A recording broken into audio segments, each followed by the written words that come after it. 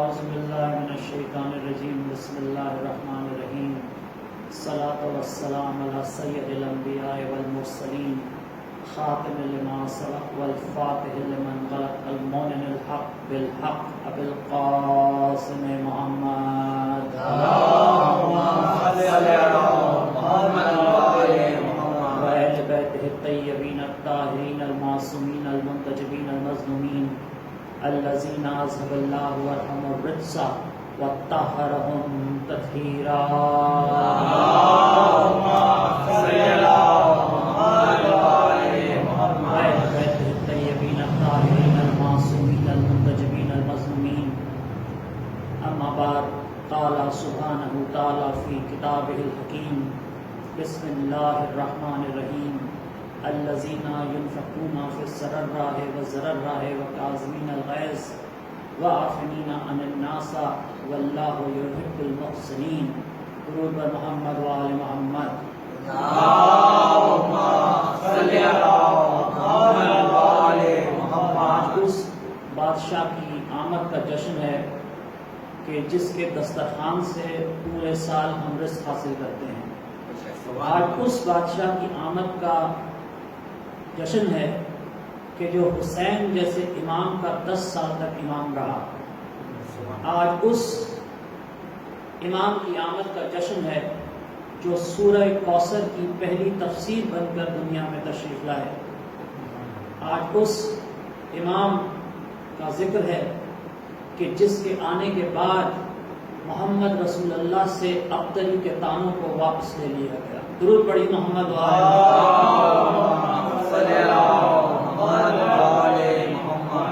آج اس شہزادے کی آمد کا جشن ہے جو سخاوت کا کعبہ و قبلہ ہے.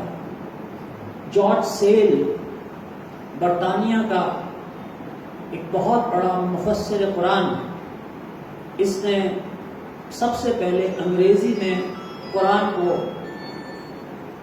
لکھا، قرآن کا ترجمہ کیا، اور کرتے کرتے جب یہ سورہ آل عمران کی اس آیت پہ پہنچا جہاں پر خدا فرماتا ہے کہ وَکَاظِمِینَ الْغَیظ، یہ لوگ اپنے غصے پر قابو پاتے ہیں، یہ لوگ اپنے غصے پر قابو پاتے ہیں اور انسانوں کے پر عافیت بکھیرتے ہیں اور لوگوں پر احسان کرتے ہیں، اور یہ وہی لوگ ہیں جن سے اللہ محبت کرتا ہے.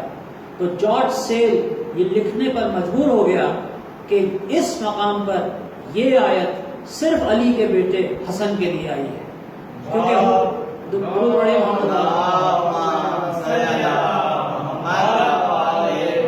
کیونکہ واقعہ یہ ہوا کہ غلام کے ہاتھ سے گرم پانی گرا، غلام کے ہاتھ سے گرم پانی گر گیا. گرتے ہی غلام گھبرا گیا اور گھبرا کے امام کی طرف دیکھ کے کہتا ہے وَالْكَاظِمِينَ الْغَيْظَ، آپ تو اپنے غصے پہ قابو پا لیتے ہیں. امام نے فرمایا میں نے تجھ پہ غصہ کیا کب ہے کہ تو پریشان ہو رہا ہے؟ اب ان کے غلاموں کا بھی کردار دیکھیں، بولتے ہیں تو قرآن سے بولتے ہیں. حسن کے غلاموں کا کردار دیکھیے، زہرا کے غلاموں کی کنیزوں کا کردار دیکھیے. بی بی فضہ جب تک دنیا میں رہی ان سے جو سوال کیا جاتا تھا قرآن کی زبان میں جواب دیتی تھی.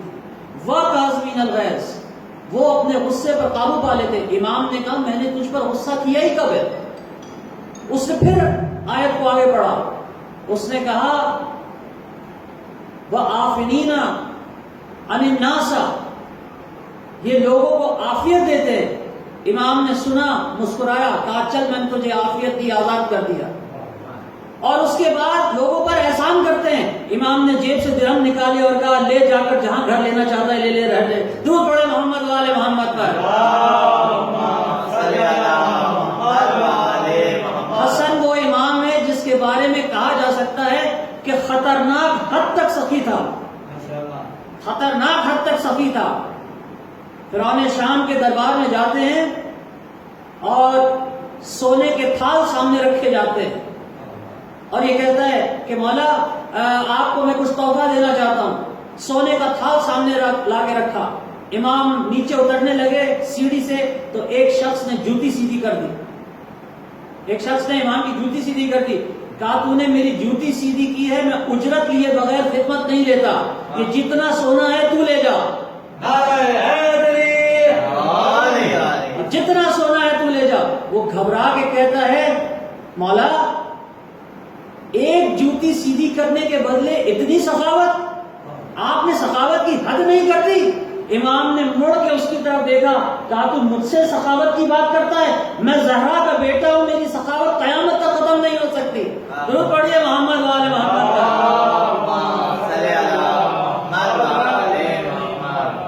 قرآن مجید میں سورہ بقرہ کے اندر ایک طویل آیت ہے جس پر میں پوری نہ تلاوت کرنا چاہتا ہوں، نہ میں اس کی پورا ترجمہ آپ کے سامنے پیش کرنا چاہتا ہوں، لیکن اس میں اللہ نے انسان کی نفسیات پر ایک چھوٹی سی بات کی، اور لوگوں کا دھیان اس طرف جاتا نہیں۔ میں چاہتا ہوں کہ یہ آیت آپ آج لے جائیں اور اسے تحفے کے طور پہ اور اسے ذہن میں محفوظ رکھیں۔ آیت کا نشان ہے 266۔ اللہ اس میں کہتا ہے کہ اگر تمہارا کوئی خوبصورت سا باغ ہو، اگر تمہارا کوئی خوبصورت سا باغ ہو، اب کمال ہے اللہ بھی ملکیت کی بات جب کرتا ہے باغ کی ہی بات کرتا ہے۔ درود پڑھیے محمد والے محمد پر۔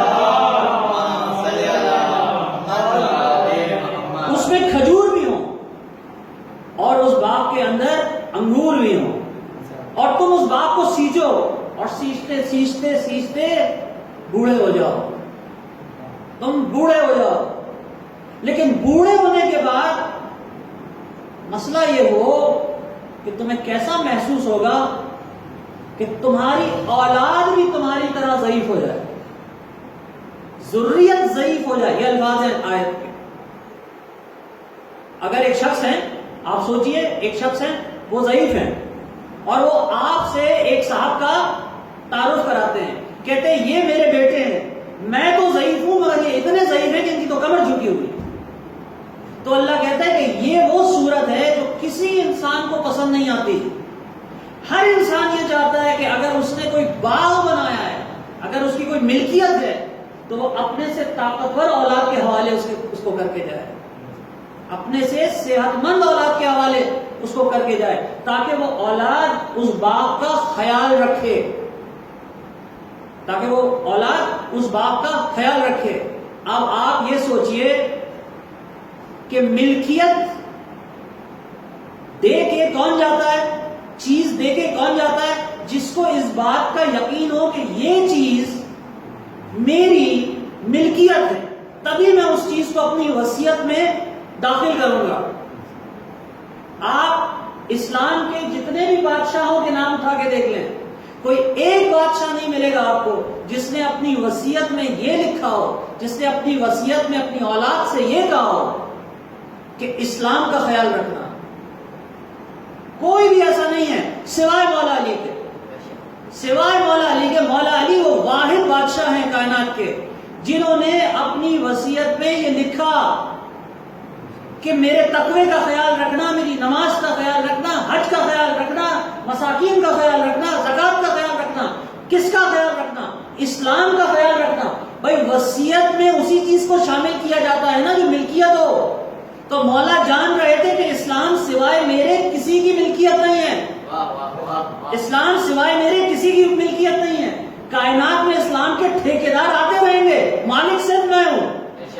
اسلام کو میں نے سینچا ہے، یہ وہ باغ ہے جسے میں نے سینچا ہے۔ اور قرآن کیا کہتا ہے؟ اس باغ کو طاقتور اولاد کے حوالے کر کے جانا۔ کتنے مطمئن تھے مولا علی، حسن جیسے طاقتور کے حوالے اسلام کو کر کے جا رہا ہوں۔ ضرور پڑھیے محمد والے محمد۔ یہ وہ حسن ہے جس نے اسلام کی خاطر بڑھ بڑھ کر جنگیں کی، اور جس کو گرانے کے لیے، جس کو قابو کرنے کے لیے، اور کیا طاقت تھی امام حسن کی؟ امام حسن کو اپنی طاقت پر ناز تھا، بلکہ امام حسن کو ہی نہیں، مولا علی کو امام حسن کی طاقت پہ ناز تھا۔ مولا علی کو امام حسن کی طاقت پہ ناز تھا۔ جب کسی نے مولا علی کو کسی اور کے ذریعے للکارا، یعنی مولا علی کو سامنے جا کے للکارنا ممکن نہیں تھا، تو خط بھیج بھیج کے للکارا جاتا۔ جب کسی نے مولا علی کو خط بھیج کے للکارا تو آپ کو معلوم ہے مولا علی نے جواب کیا دیا؟ مولا علی نے خط پڑھ کے کہا یہ میرا مقابلہ کرے گا، یہ میرا مقابلہ کرے گا، یہ جانتا ہے میں کون ہوں. یعنی مولا علی کو کہنا چاہیے تھا میں وہ ہوں جس نے مرب کو مارا، میں نے انتر کو مارا، میں نے در خیبر کو اکھاڑ دیا، میں نے احد میں رسول کو بچا لیا. لیکن مولا کیا کہتے ہیں؟ یہ میرا مقابلہ کرے گا، یہ جانتا ہے میں کون ہوں، میں حسن کا باپ ہوں. ضرور پڑھیے محمد والے محمد. بنی ہاشم کے جتنے جوان ہیں سب کو جنگ کرنا مولا عباس نے سکھایا ہے، صرف مولا عباس کو جنگ کرنا امام حسن نے سکھایا ہے. اور امام حسن نے اپنے فضائل پڑھتے ہوئے خود کہا کوئی میرا مقابلہ کیا کر سکتا ہے؟ محمد و ضمیری، علی امیری، حسین و وزیری، جبریل و فقیری. میرے ضمیر کا نام محمد ہے، میرے امیر کا نام علی ہے، میرے وزیر کا نام حسین ہے، میرے فقیر کا نام جبرائیل ہے. درود پڑھیے محمد و آل محمد. اور اس امام کے خلاف یہ کہنا کہ سب سے پہلے تو یہ بات ذہن میں رکھ لیجئے کہ امام کے مزاج میں، دو ائمہ کی مزاج میں کبھی تضاد نہیں ہوتا. جس طرح قرآن کی آیتوں میں آپس میں تضاد نہیں ہے.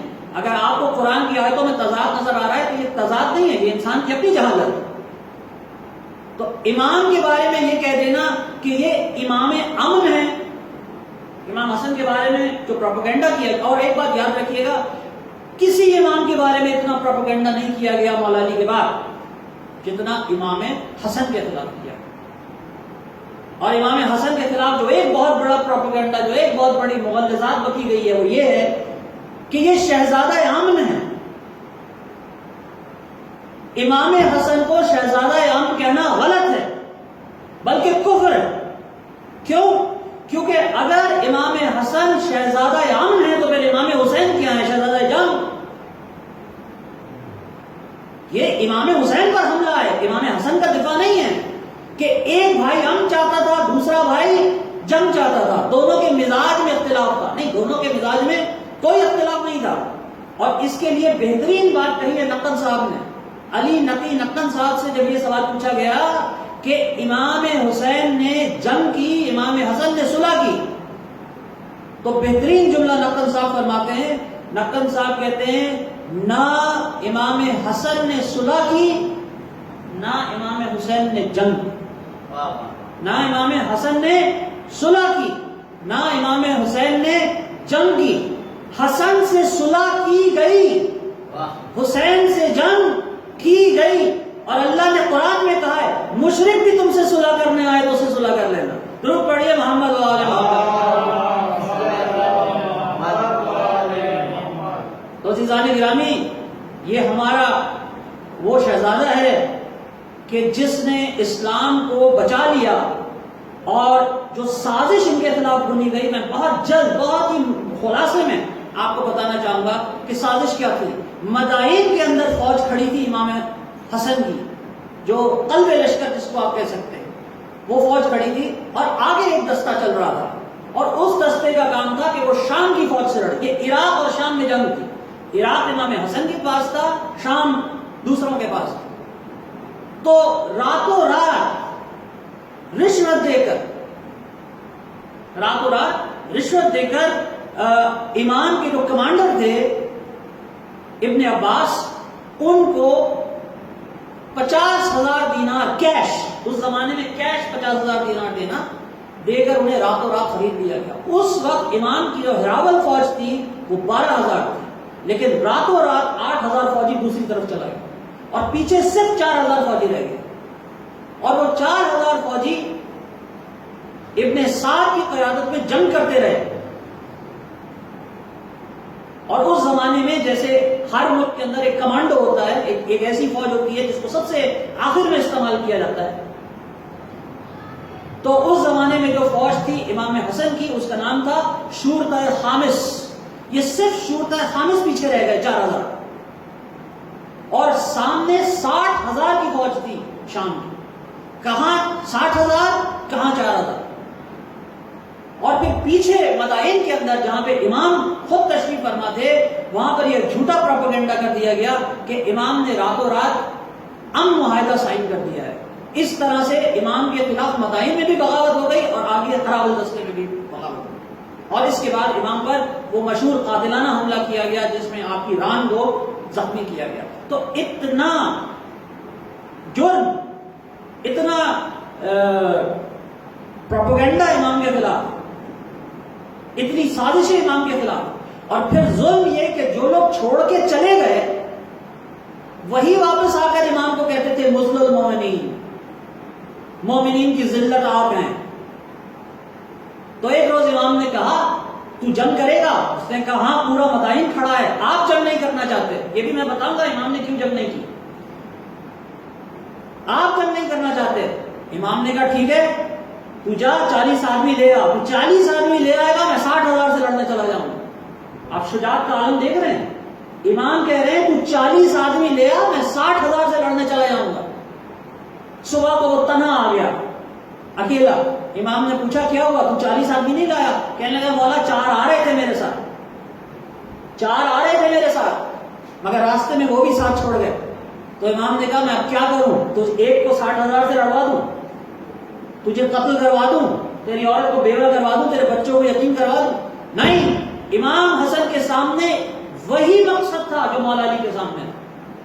مولا علی گھر میں کیوں بیٹھ گئے تھے؟ جانتے تھے کہ میرے گھر میں بیٹھنے سے ہی حسن و حسین کی جان بچے گی. امام حسن مدائن میں انہوں نے کیوں صلح کی؟ جانتے تھے کہ میرے صلح کرنے سے ہی اکبر و قاسم کی جان بچے گی. ابھی کربلا کا وقت نہیں آیا، ابھی کربلا کا وقت نہیں آیا. جب کربلا کا وقت آئے گا تب امام حسین خود فیصلہ کریں گے.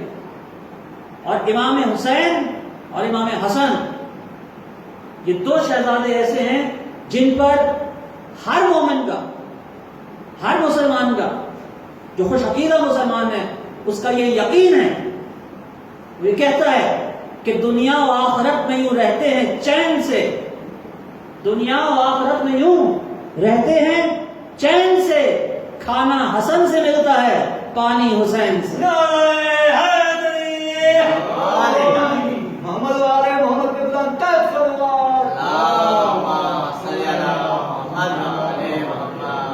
ایک مرتبہ 3 دفعہ آپ درود پڑھیں، کیونکہ یہ ہمارا عقیدہ ہے کہ ہمیں جو بھی مل رہا ہے وہ امام حسن کے اور امام حسین کے صدقے میں مل رہا ہے. 3 دفعہ بلند ترین درود پڑھیے امام حسن اور امام حسین کی ذات مقدس پر. اللہم صلی اللہ